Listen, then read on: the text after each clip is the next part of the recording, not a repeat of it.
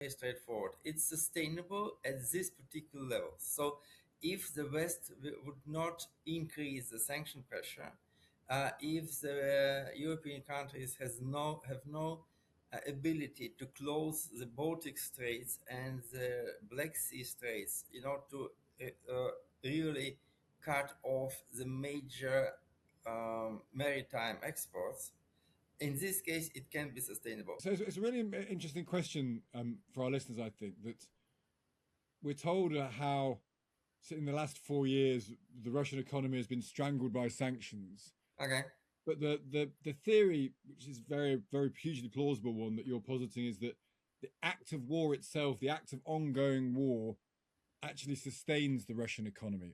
How does that work? I wouldn't say directly this way.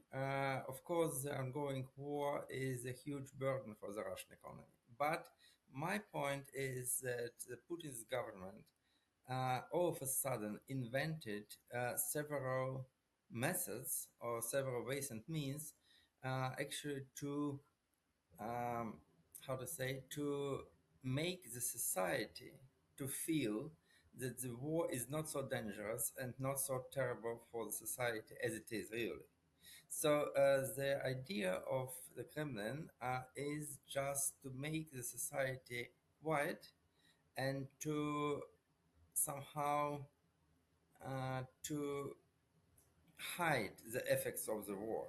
And this is one of the causes, one of the reasons why the Russian society appears so passive. And how have they done that? How have they managed to give us some examples of how they've managed to do that? Yeah, so look, for the average Russian who was and who is raised in Soviet tradition, the war from the very beginning, the very idea of the war means a lot of problems, a lot of shortages, a lot of restrictions, and really a very strong government pressure on the society. In today's case, we have quite different situation when there is no forced labor, no restriction on changing the place where you live. The borders are open, the shops are full. So the everyday life is continuing as it was before the war.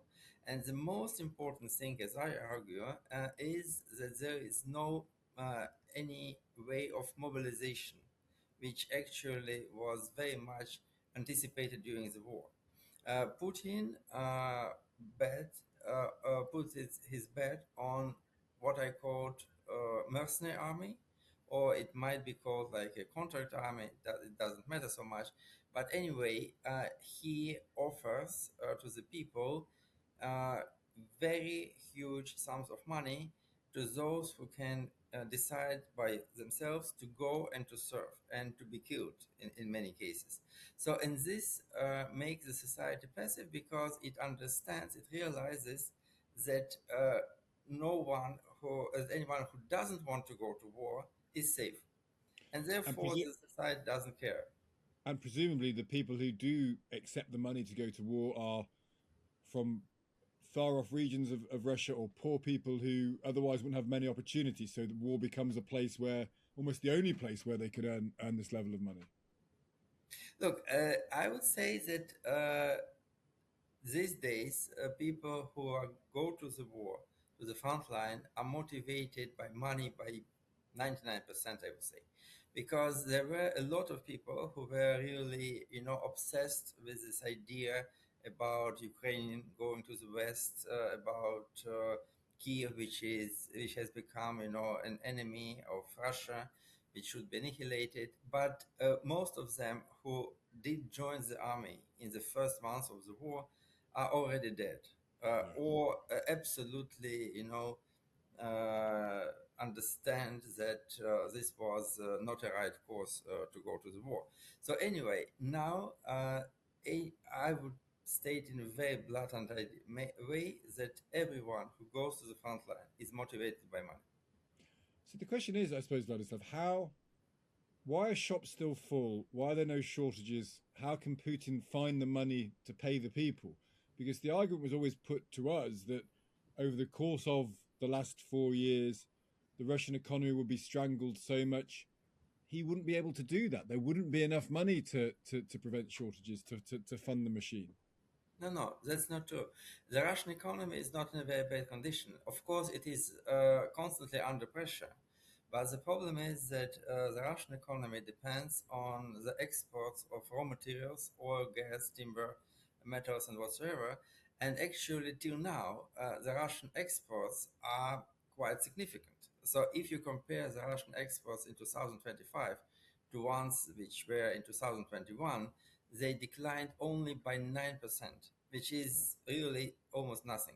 And Russian imports also decreased by around 15%. And the difference, the balance, the trade balance, is once and again positive.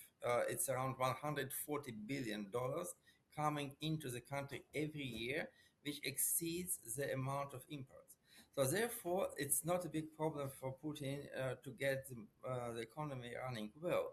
The bigger problem is to get money for the budget allocations, because Russian budget has been for years dependent on oil and gas revenues, and they are really hit hard. For example, just in the last year, they fell by around 22%. This is significant, but this comes only and affects only the government spending and not the overall functioning of the economy. And which are the countries to which Russia are exporting its raw materials? Is it China and India and countries like that which are sustaining, in that sense, the Russian economy?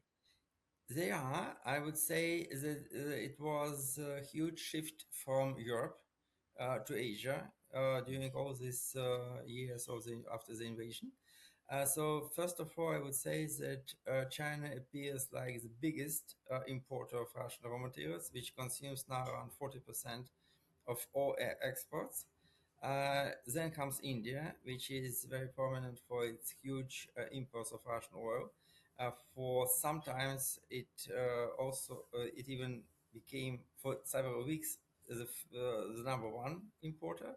But anyway, it now takes around 25-27% of oil from Russia, and the rest goes to different locations like Turkey, like Egypt. Egypt now becomes one of transit destinations, Yeah. which resales the oil to India, and a small part of oil and gas still goes to Europe via Hungary, Slovakia, and Yeah. all the Balkan countries. So, in your view, Vladislav, just finally, is this sustainable for years to come? The Russian war economy, is it sustainable for years to come? Look, my point would be very straightforward. It's sustainable at this particular level. So, if the West would not increase the sanction pressure, if the European countries have no ability to close the Baltic Straits and the Black Sea Straits, to really cut off the major maritime exports, in this case, it can be sustainable. Of course, there will not be such a robust growth of the economy which was recorded in 2023 and 2024. It will be kind of stagnation. But what is very important to understand is that after the annexation of Crimea, when the oil prices went down sharply in 2015, the Russian economy already experienced the same kind of problem. Between 2015 and 2019, it was an official decline in the quality of life and in the real disposable income by 9% in 4 years. The same I would expect in the coming years. But this doesn't undermine the political stability, and it doesn't undermine the ability of Putin's regime to finance its regular war efforts. That's such an interesting point, and really important for us to bear in mind as we talk about this 4-year anniversary of the war. Vladislav, we do appreciate your time talking to us. That's so interesting. Thank you so much.